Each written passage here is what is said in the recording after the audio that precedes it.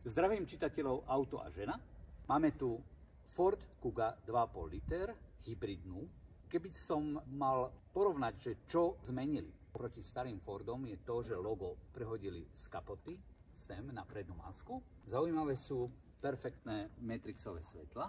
Konkrétne toto auto má výbavu ST-Line, 19-palcové kolesá, otváranie bezkľúčové, otvára sa perfektne, zatvorím, dotykom zavriem, keď mám kľúč pri sebe.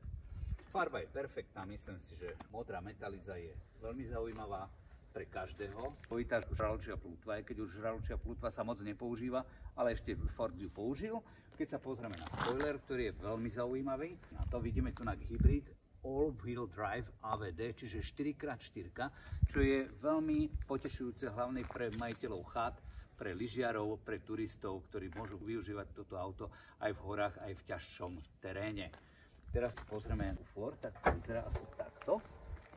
Kufor má 553 litrov, to znamená, nie je to najväčší kufor na svete, ale zase je to, myslím, že postačujúci kufor pre jednu úplne normálnu mladú rodinu.